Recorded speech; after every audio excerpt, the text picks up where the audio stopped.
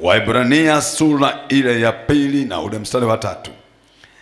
Sisi je, tutapataje kupona tusipojali wokovu mkuu namna hii, ambao kwanza ulinenwa na Bwana kisha ukathibitika kwetu na wale waliosikia?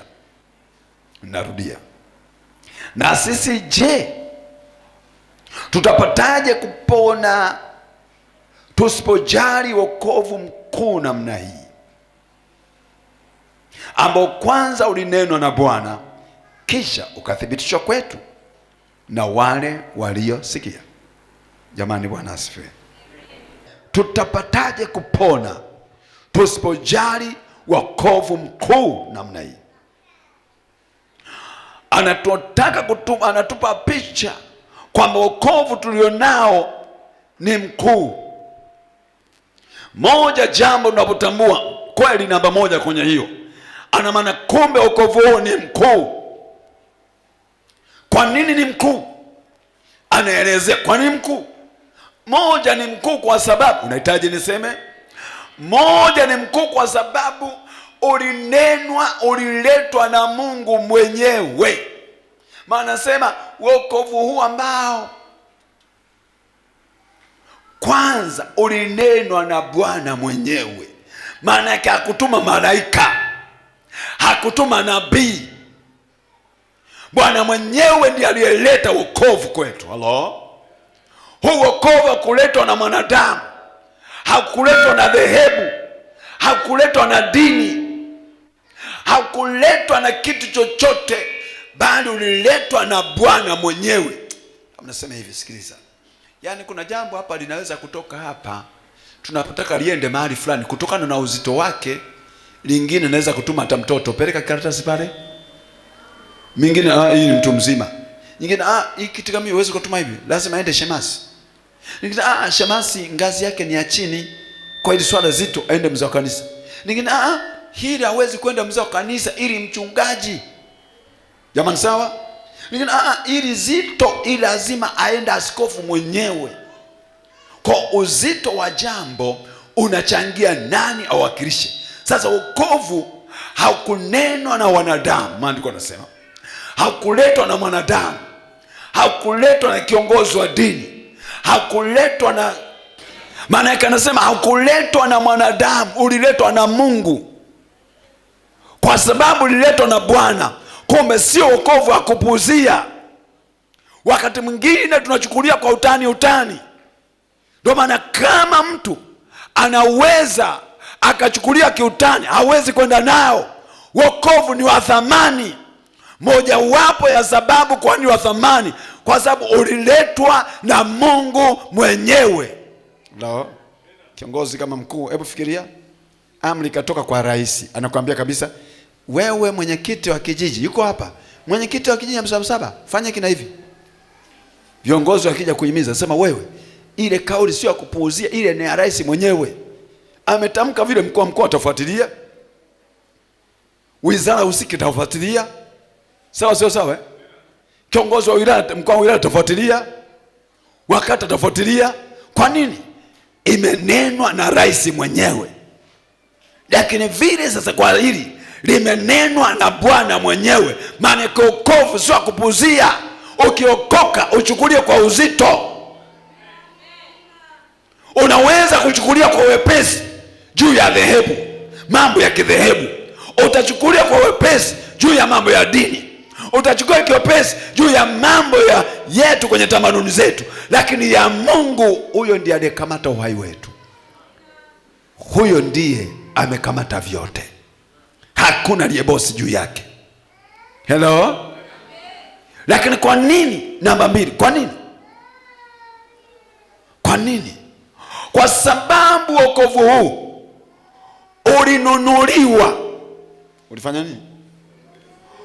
Ulinunuliwa kwa thamani au kwa gharama kubwa mno. Kwa gharama. Kwa nini nasema gharama kubwa mno?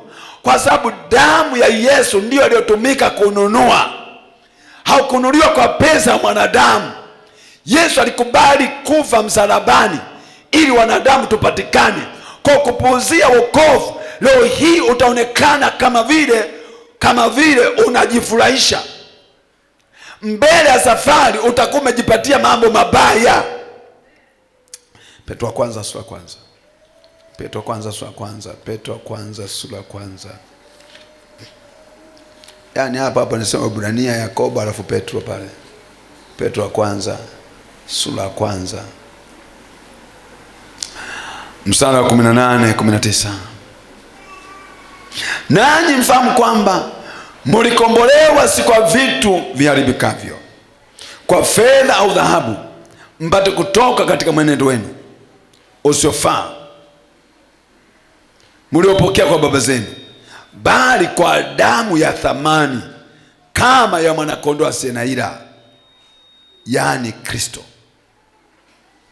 Kwa sisi tumekombolewa kwa damu ya mwanakondoo. Yesu alikubali kufia wokovu, na ndio maana kama bila damu ya Yesu wokovu haupo. Kwa hatuhitaji kupuuzia wokovu, lazima wokovu tuchukue kwa kumaanisha, maana umepatikana kwa thamani. Sasa shida ya wengine nasema, mbona mimi nimeokoka bure? Umeokoka bure kwa sababu umelipiwa. Ni kama vile hapo nasema mimi natamani soda, sasa mimi naenda kulipia pale dukani. Naambia jamani nalipia pale, jamani mshika yote kama na shida soda aje anywe. Sasa unachukua soda sema hii ni bure, tunamwaga. Ni bure kwako, lakini mimi nilitoa pesa, sio? Kwa sisi kwetu ni bure, ila kwa Kristo si bure. Anajua nilikufa kwa sababu ya wokovu wa wanadamu. Hello? Kwa kucheza na wokovu, ndio maana watu wanaocheza na wokovu mbele ya safari watahukumiwa, kwa sababu wokovu ni wa thamani. Hello? Wokovu ni wa nini? Wa thamani. Ulinenwa na Bwana, lakini pia ulipatikana kwa gharama asiyoweza kuilipa mwanadamu. Kwa sio uchezee wokovu, ukiupata umeupata. Labda nashauri mwe kama mimi. Mimi kwanza nilikuwa mkali, niseme tu kweli. Nilikuwa ni mtu hasira sana. Angalau wewe hapa unahubiriwa unakubali. Mimi ukihubiriwa naona unanipotezea muda. Kama sawa?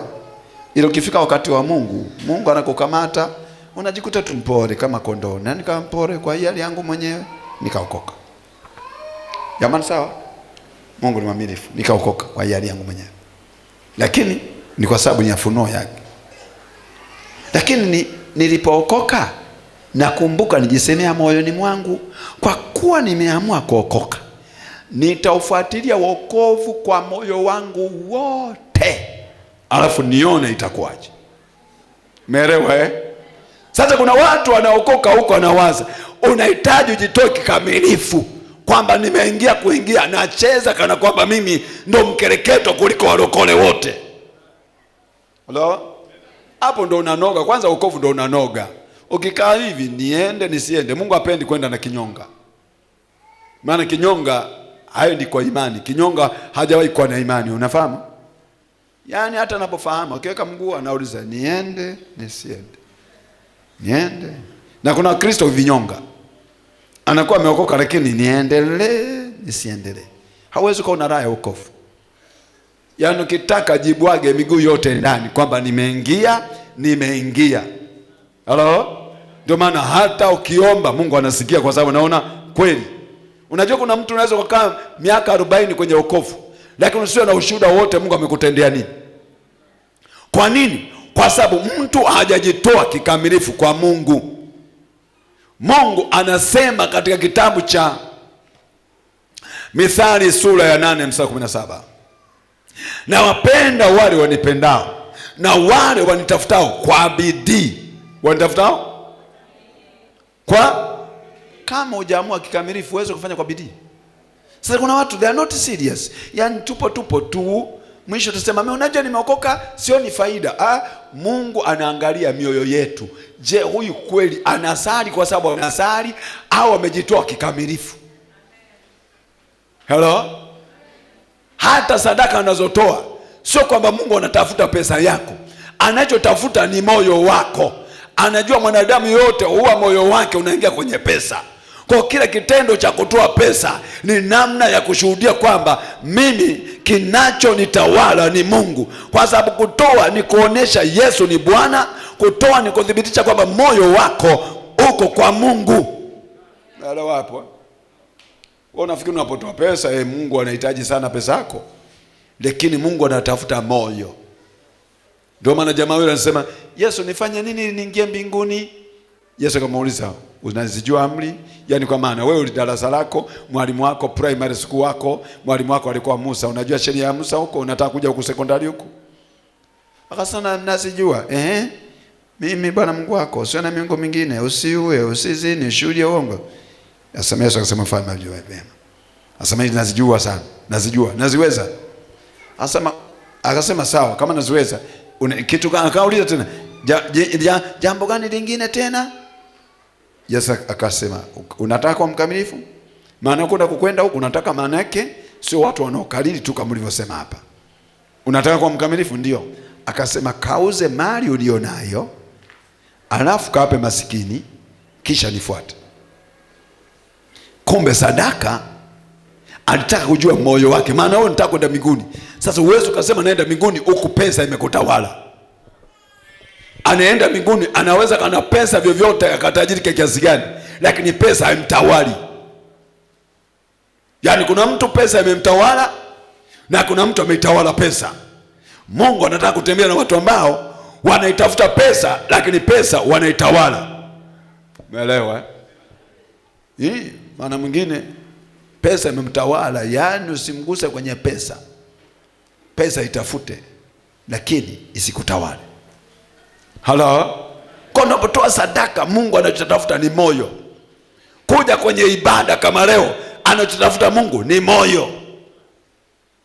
Wakati mwingine kusema mchungaji sina nafasi, sio nafasi hauna, ila Mungu ni wa ziada. Mungu na nini? Ya ndio kweli huo. Hivyo fikiria mtu anasema fanya, anasema mchungaji hicho nitafanya Mungu akinipa muda. Nitakuuliza swali. Kuna siku ambapo Mungu atakuzawadia muda utaongezeka. Maana kwa siku ni dakika 1440 sio? Sasa kuna siku atakuzawadia zawadi ya dakika 40. Kwa wakati utakuwa na dakika 1480. Inawezekana? Muda ni ule ule tu. Ila mimi leo nimepanga hivi nimepanga kuja kanisani hapa, sawa? Lakini kwa kama nimepanga nikitoka hapa nitakwenda ofisini, nitawasikiza watu. Nimepanga hivi leo. Nikitoka hapa naenda kumuona mgonjwa mahali, namwombea kule, nikimwombea naingia kwenye mkutano. Hapo sio Yesu aliyepanga, ni mimi. Kwa ratiba ya siku unapanga wewe. Usimsingizie Mungu akinipa muda. Muda upo, ila wewe utapata muda pale ambapo utaona Mungu ni kipaumbele chako. Mungu asipokuwa kipaumbele chako, hauwezi kupata muda kumwabudu. Mnapata Ukiona una na muda Mungu, ujue kipaumbele ni. Na pesa inahusika kwamba kipaumbele chako ni nini. Ya sadaka inaonyesha kipaumbele cha mtu ni nini. Kipaumbele cha, yani mimi nimepata hela zangu, niko kali yako kule, niko peke yangu. Mimi mwenyewe kwa hiari yangu nasema hii ya Mungu, hii ya kwangu. Inaonyesha Mungu ana sehemu gani kwangu.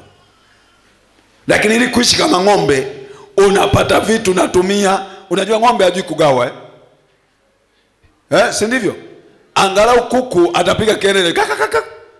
Ng'ombe anakula tu, hata kama kitoto kipa anakula tu. Au nakosea? Mnatoka kanda ya ziwa huko, ng'ombe anagawa. Masai ng'ombe anagawa.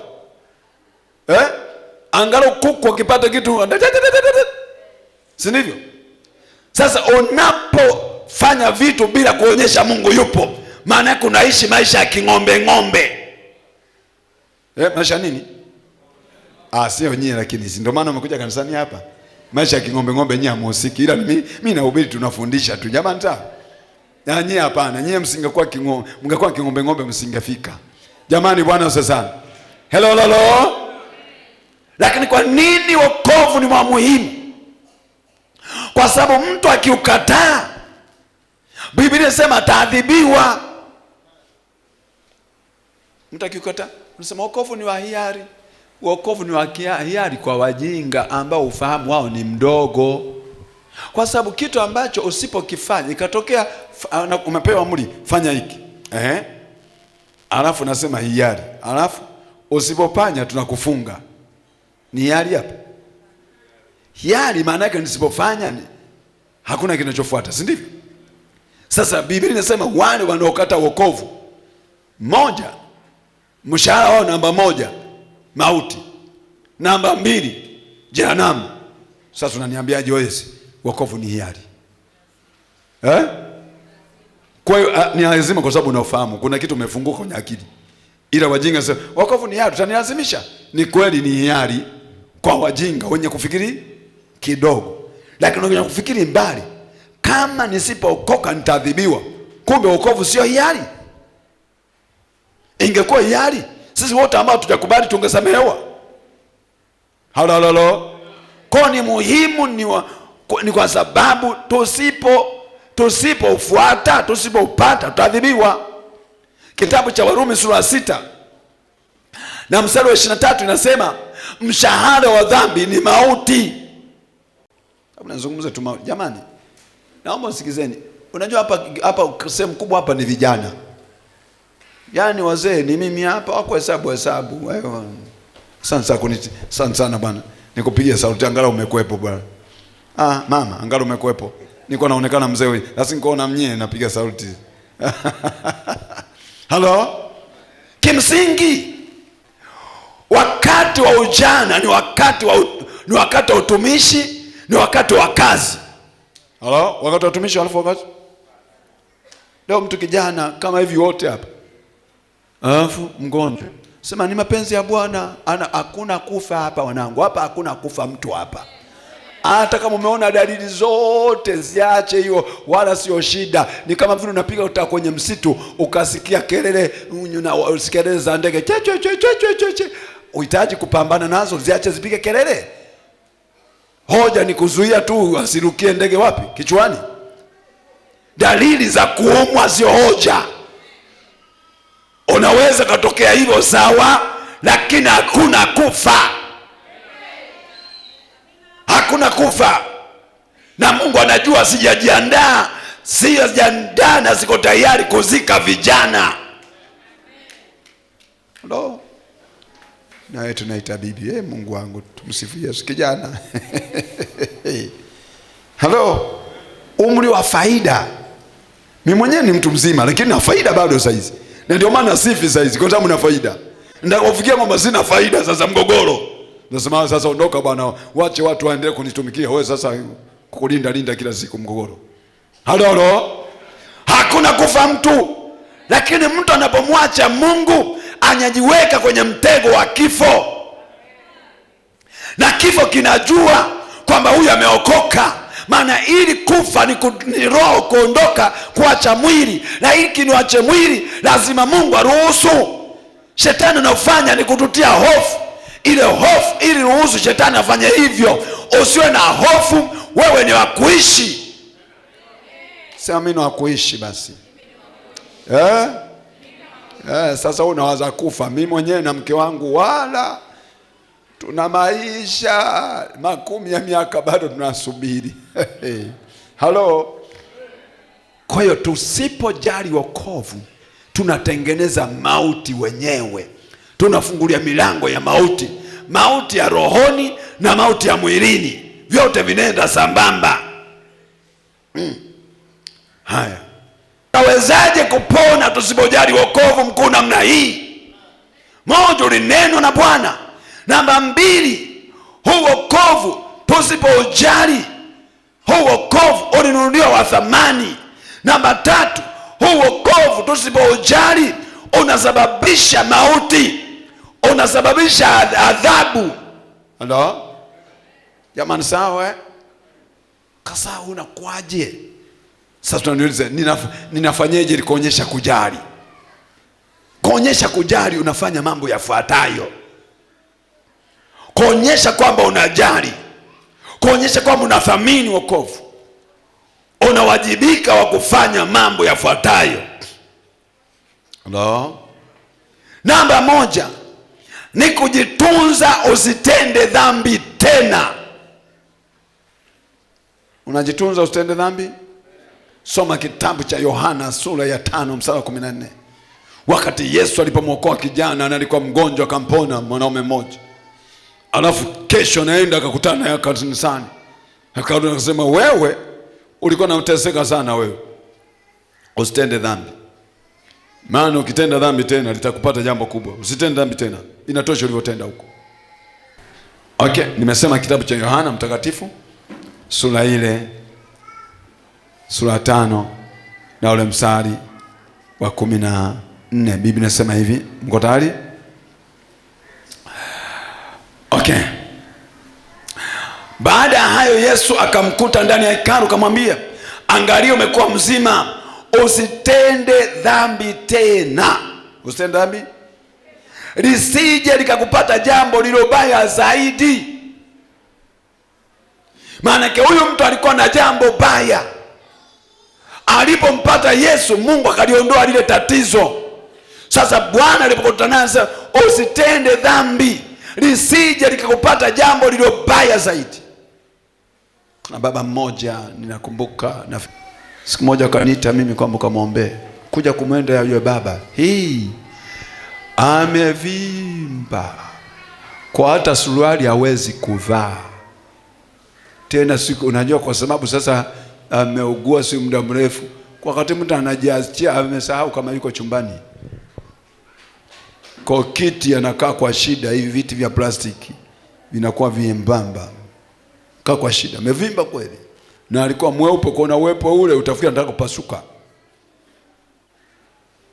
Yule baba nikamwombea yule baba.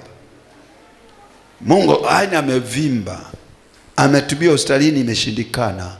Kwa yuko nyumbani anasubiri itakalotokea lolote. Nikamwombea, akaokoka yule baba. Akaanza kuja na kanisani, akaanza kuvaa suruali ambayo alikuwa anavaa, maana alikuwa anavaa mashuka tu.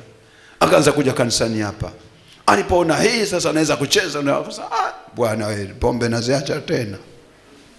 Akaondoka hapa kanisani. Huyo karudi kwenye shetani kule kule. Aliporudi lile ligonjwa likarudi, kaugua yule baba. Kaugua mpaka kufa, tunaye mpaka leo. Usitende dhambi tena, lisije likakupata jambo lilobaya zaidi. Ndio Yesu alikosema. Wakati mwingine Mungu anatuokoa kwenye kona ambayo shetani alikusudia kwamba siku ya Jumatano usiku na uwawa. Mungu ajabu sana, bila kujua na kuongoza akili yako. Naleta akili yako, nenda kwenye kanisani, unaenda unaokoka, unaona nimeokoka kwa hiari, kumbe Mungu alizuia mabaya. Unaporudi dhambini unatengeneza tatizo. Ukiokoka lazima uishi maisha ya kudumu, na ushindi wako ni kujitunza. Usitende dhambi tena. Hello? Usitende dhambi tena. Usitende dhambi tena. Najua mimi haiwezekani maisha haya. Usio mpumbavu wewe, kwani sisi ambao tunaishi mahali cha matakatifu ni malaika, na sisi ni jamaa, na sisi tumezaliwa kijijini huko. Mimi nimezaliwa kijijini huko kwa Yesu alinikuta huko, nimejitunza. Ningesema unajua sisi ni vijana. Mimi nimeokoka nilikuwa la 5. Mimi ujana wote nimekaa ndani ya Yesu na nimedumu ndani ya Yesu. Kwa taarifa, nyie mnasemaga si pombe, mimi sijui hata hivi bia hiyo, sijui mpaka leo ni tamu, ni sijui ni ina ukakasi, sijui kwamba ni chungu, sijui. Ukiokoka unaokoka, hakuna kurudi nyuma, ni mbele kwa mbele. Dhambi yoyote inapata nguvu pale mtu mwenyewe anajilegeza. Halo? Wanaoshinda sio malaika, ni wanadamu. Halo? Ni inawezekana kabisa ikiwa sisi tumeshinda. Kumbuka na sisi zamani ile, kumbuka tunaenda, nakumbuka tulikuwa naenda secondary school. Kila kijana sekondari anataka kuonyesha jinsi alivyomwamba, jinsi anaweza kutembea na binti, Yaani kama una binti unaonekana kama vile una akili sawa sawa. Halo? Lakini nilijitunza, sikutenda dhambi. Na inawezekana kwa mtu kiamua. Shida baadhi ya watu wanaingia kwenye wokovu hawajaamua. Ukiamua inawezekana. Wanaoishi maisha matakatifu sio malaika, ni wanadamu. Leo hii mimi ni mzee, lakini nimempata Yesu nikiwa kijana. Halo? Unasema unajua iwezekane vijana mimi hapa mpaka nimekuwa mzee. Alafu namfurahi Yesu. Mwanangu unanionaje? Si niko super na Yesu? Nimetulia na Yesu. Kwa raha zangu. Wewe niambie chochote, Yesu ni mzuri. Wanaosema Yesu mbaya ni wale ambao umempata pasha. Yaani umempata kidogo kwa shetani kidogo, Mungu kidogo. Lakini ukiingia miguu yote kwamba mimi nimeamua, wewe Yesu ni mtamu, niambie nini mimi? Halo? Shida ni kutokuamua. Ukiamua Yesu ni mtamu, hajawahi kuwa mbaya. Halo? Unaniambiaje? Unakuja hapa mjini huna ndugu bwana, ukiokoka una ndugu, unaniambiaje Yesu? Ukija hapa mjini bwana, huko nyumbani wachawi walikuwa nakutafuta, ukishampata Yesu hapa wapi? Yaani raha. Tukipita kati wachawi wenyewe ndio wanasema jamani saluti mzee amepita. Unaliona hii? Waona siniambiaje? Kijana wangu pale. Yohana? Umesema nani jina lako? Julius? Au unasemaje? Tena watu wa Mara bwana wana msimamo, usicheze wewe. Si mtu wa Mara wewe? Watu wa Mara ni vijana ambao imara. Sasa kijana, onyesha kwamba mimi kama kijana mpaka nimalizie. Si ndivyo bwana? Halo. Jamani sawa? Si unajua watu wa Mara na msimamo Wakijua kweli wanasimama kwenye kweli. Sema msimamo. Lazima uwe na namba 2 kwamba unajali wokovu. Ni kuhakikisha unaenda kwenye ibada. Mungu anataka watu wanaojua ibada, wanaoabudu. Bila kuabudu, hata kama unadhani hujasema baya, hujafanya lolote, kitendo cha kutokuabudu ni dhambi. Kipaumbele cha Mungu kwako cha kwanza ni wewe kuwa na muda na Mungu, ibada. Ibada, Mungu anaitaka ibada yako kila siku anataka ibada. Kuna ibada ya wewe nyumbani kwako unapiga magoti, unaomba. Jamani wa Kristo, jizoezeni walau una muda wa kusoma angalau sura 1 kwa siku tu. Soma Biblia, omba, kisha nenda kazini. Na kimbilia kazini, kwani usiwahi zaidi? Unajua una haraka kwenda wapi? Si ungewahi tu. Ni kiasi cha kuweka kwenye ratiba. Kama sivyo, basi ukitoka kazini. Lakini ni vizuri zaidi kama utajizoeza. Unajua kadri unavyopoa ndivyo kusoma Biblia kunakuwa kuzito, ndivyo kuomba kunakuwa kuzito. Na kadri unavyosogea na Mungu ndivyo kusoma Biblia kwepesi. Unisikize na wewe ambaye kiroho siwezi kuuliza uonake na aibu, unaepukuta Biblia unapokuja hapa tu. Unatakika lazima angalau usome. Jamani haya tuote sura 1 ndefu. Sawa, una haraka, tuendane na udhaifu wako. Mstari 1 umesoma? Mstari 1 tu.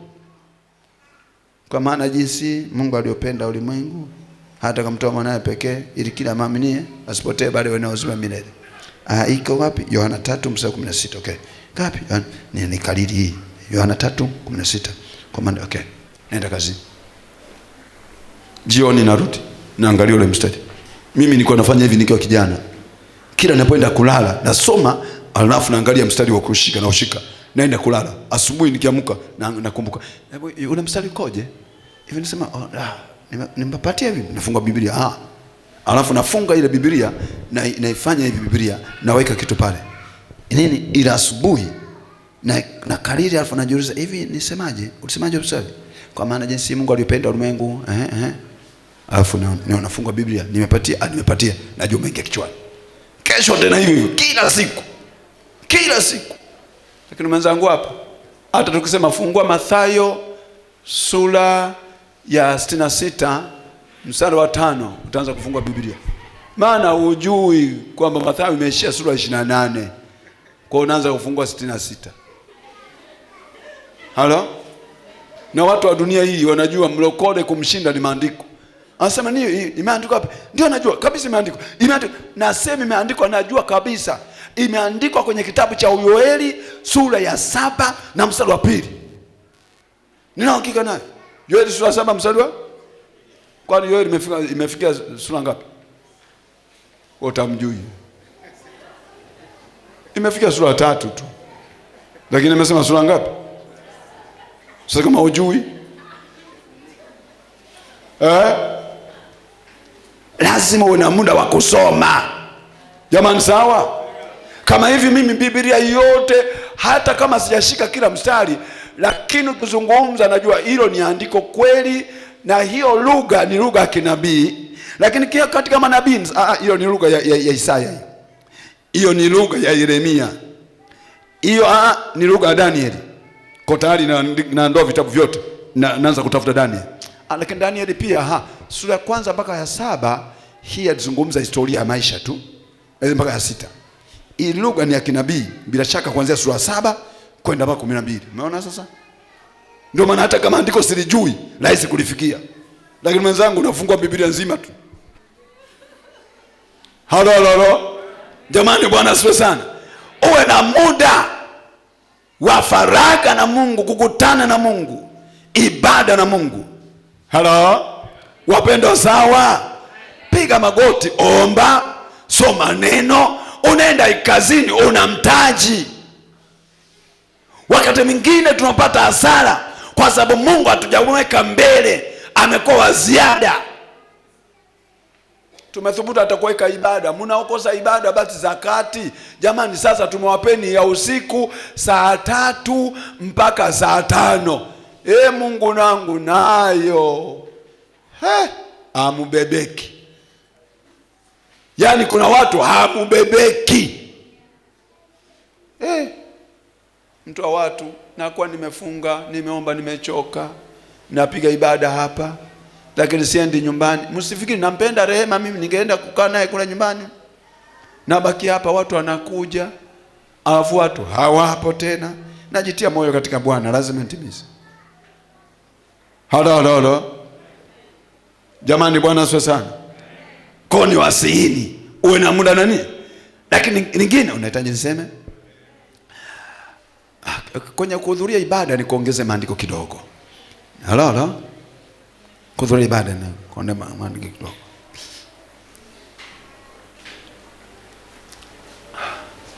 Usoma kitabu cha, andika tu, usio lazima usome. Andika kitabu cha Waebrania 3 mstari 13, Waebrania 3:13 na Waebrania sura ya 10 mstari 25. Ili wokovu wako udumu, kuonyesha kwamba unathamini, unaheshimu, jitoe kumtumikia Mungu. Jitoe kufanya nini? Jitoe kufanya nini? Kitabu cha Warumi sura ya 12 na mstari wa 2, au mstari wa kwanza. Warumi 12 mstari wa kwanza. Basi ndugu zangu, na wasihi kwa huruma zake Mungu, itoeni miili yenu iwe dhabihu iliyo hai, takatifu, ya kumpendeza Mungu, ndio ibada yenu yenye maana. Kujitoa kumtumikia Mungu kuna maana nyingi. Jamani Bwana asifiwe. Wapendwa Bwana asifiwe. Wewe kama mtu umeokoka, kuna utumishi wa kwako binafsi. Moja, angalia moyoni kile ambacho Mungu unaona unasukuma kukifanya kutoka kwenye moyo wako. Daima hicho utakifanya kwa uzuri sana, kwa sababu ni kitu ambacho kiko ndani. Halo? Hapa nimeona watu wengi hapa wakija sema, mimi napenda, mimi ni mwimbaji, napenda uimbaji. Lakini nimegundua wengi ni feki. Tena wageni, angalia sana wageni wapigana, bwana sasa mimi ni mwimbaji. Wengi na hasa wanaojitangaza feki. Nini? Kama wewe ni mwimbaji, hatukuoni kwenye kwaya yoyote, hatukuoni kwenye praise, alafu mimi ni mwimbaji. Unaimba rohoni. Na hatuja kuuliza kipani nini? Mimi ni mwimbaji. Wewe muhuni, ulitaka tukupe viki, tukupe zawadi hapa. Unajua mimi mchungaji, mimi ni mwimbaji. Ai, karibu sasa, si karibu. Ni kama mtu mmoja sisahau mpaka leo. Sasa mchungaji, uimbaji, kanisa, kwaya, yani kila siku kwaya mchungaji. Kwaya mchungaji. Yani kila tutengeneza kwaya. Nikasema sawa, asante. Baadaye nikasema sasa wewe ndio mlezi wa kwaya. Wewe nini? Mlezi wa? Unajua alichofanya? Alishatoa ninunua sare ya kwaya, hakufanya chochote. Sasa kuendeza kwaya ni sare. Kwa nikiwanunulia nyinyi tu sare ndio kwaya. Halo? Lazima kubali nini ambacho Mungu anasema na wewe. Mlivyo kuja hapa, kuna watu mioni mwenu mnakeleketwa kwamba nyumba ya Bwana ikae vizuri. Wengine mnakeleketwa kuhubiri. Nani? Malambuge. Na kile kikosi chako, safi sana. Hao naona kweli wanamaanisha. Simuona kila wakati wako kuhubiri Sasa kuna watu sema, mimi mchungaji, mimi ni mwinjilisti. Yaani mimi mwinjilisti. Hujawahi kushuhudia mtu yote kuja kwa Yesu. Hata kuhubiri hujawahi. Mimi ni mwinjilisti. Mwinjilisti wa jina. Hapa hatuna uinjilisti vyeo. Tunataka mtu anayechapa kazi. Na unajua kitambulisho hiki, mimi mwinjilisti. Neno mwinjilisti maana yake ni mhubiri wa injili, si ndio? Na injili sio lazima iwe madhabahuni, lakini unamwendea mtu mmoja mmoja kama mhubiri, njoo kwa Yesu. Hujawahi kwenda hata mara moja. Ila kila wakati kitambulisho. Basi uchape vyote, wote mpewe. Halo? Hayo maisha ni maisha ya uhuni. Si unaenda tu kwenye kompyuta au kuna print tu. Kwani mimi ninavyohubiri hapa niwe na kitambulisho? Sina kitambulisho. Kitambulisho kwani kuna mtu amenihoji hapa? Lakini si injili naenda. Kama kuna kitu na kereketwa fanya. Kama unaona kweli Mungu anasema wewe nimekuweka kuwafadhili injili, toa, usisubiri kwa na hela nyingi. Anza na uwezo ulionao. Mungu atakuongezea baada ya kuona ni mwaminifu kwenye kidogo. Najua mimi mchungaji na natamani sana Mungu akinipa pesa nitafadhili injili. Wewe ndio muhuni mmoja wapo. Wafadhili hawaanzi baada ya hela kuwazidi. Hakuna mtu ambaye hela inamzidi. Kadri unapopata pesa ndivyo akili inaongeza matumizi. Sawa sio sawa? Labda kama ubongo wako umekufa. Lakini kama ubongo uko sawa, leo hii hapo umekuja hapa una mpango wa kupewa hela. Hivi mtumishi wa Bwana, kika hapa ingetokea mchungaji mpamba anakupiga tu milioni 50 hapa. Hata kama bajeti yako wewe ilikuwa inawaza kitu cha milioni 30. Kwa kuipata 50, kama ubongo wako uko sawa, utafiatua bajeti nyingine zaidi ya milioni 50. Kama ubongo wako uko sawa. Ila wewe ndio utakuwa na msimamo kwamba kipaumbele changu kilikuwa hiki hapana. Halo? Umesikia Jamani, umesikia nyinyi wanasema najisikia kutumika. Na leo nimepewa kwamba kuna baadhi ya watu wanatakiwa kuwaombea kwenye vipawa. Sasa wengine wanasema jamani njoni wafadhili, mnakimbilia wengi hapa. Lakini pindi tukisema tunataka tu 5,500 tu, wahuni tu ninyi hapa. Ni kwa sababu wanaopita hapa ni wahuni. Na ndio maana mtu kama huyo unaweza ukaombea ukawa sugu. Mwisho inabeuka badala baraka inakuwa laana. Halo? Wewe unapokea upako unafikiri kirasi. Mwenzako hali kama unavyokula wewe, halali kama unavyolala wewe. Leo mimi nimelala jana saa 5 na saa 9:40 nimeamka sijalala. Wewe umelala tu. Alafu nakuwekea mikono. Mungu anaachilia baraka. Alafu anasema pumbavu tu, naombewa tu mchungaji atuone tu. Inageuka inakuwa laana. Vitu vya kimungu viheshimu. Wokovu wa Mungu wa thamani. Jamani sawa? Jamani sawa? Tutawezaje kupona tusithamini? Tukipuuzia wokovu kama huu tunawezaje kupona? Unapo Unapokubali kuombewa alafu utekelezi, unapoteza. Jitoe kufanya kila ambacho unasikia moyoni mwako fanya. Jamani, sawa? Lakini pia kuna vitu vingine sio wewe uliyepanga. Kibiblia kuna mambo mengine Mungu anatoa kwa viongozi kwamba jamani, tunahitaji jambo fulani, usilipuzie. Mungu akileta kupitia viongozi ni jambo la kimungu, heshimu, uthamini. Unapolifanya ndivyo Mungu anakubariki. Jamani, unanipata pata unanipata pata Yaani uwe na kitu cha kufanya. Yaani ndani ya kanisa uwe na kitu cha kufanya. Yaani uwe na kitu cha kufanya. Sasa wewe katikati ya wiki niko bize na kazi, Jumapili kumuona bibi. Sasa tupange siku gani ambayo utamuona bibi wala binamu wala mjomba? Kimsingi kitu chochote kinaonekana kuwa na wakati pale muhusika amekipa umuhimu wake mwenyewe.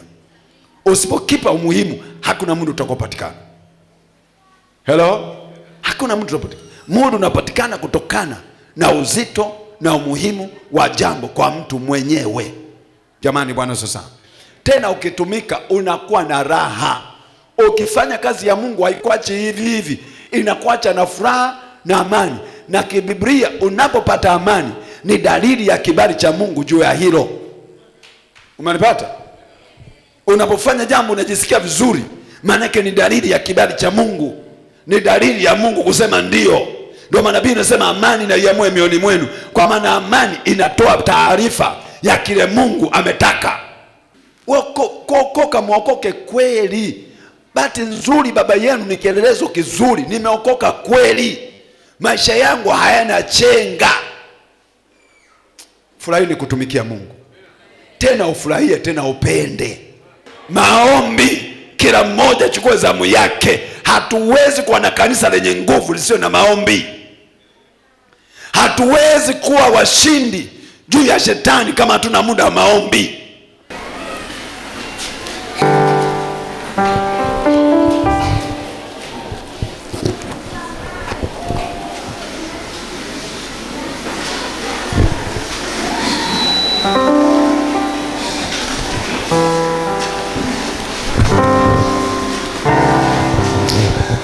Ni wewe wa kuabudiwa, ni wewe, wewe iwa kuabudiwa, ni wewe.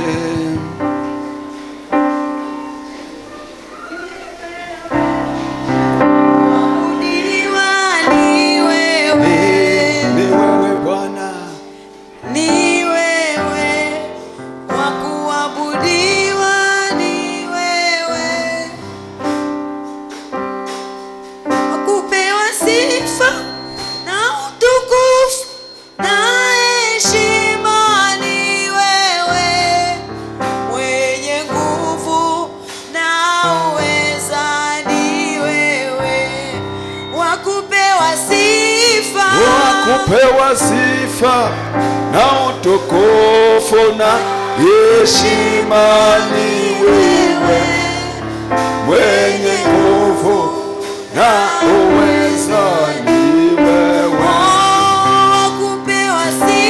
Wakupewa sifa na utukufu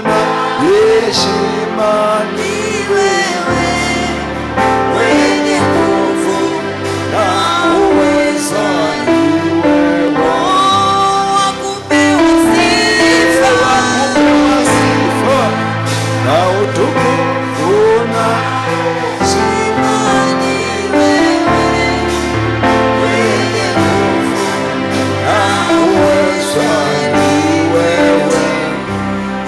Baba, katika jina la Yesu, asante kwa sababu ya mkono wako wenye nguvu.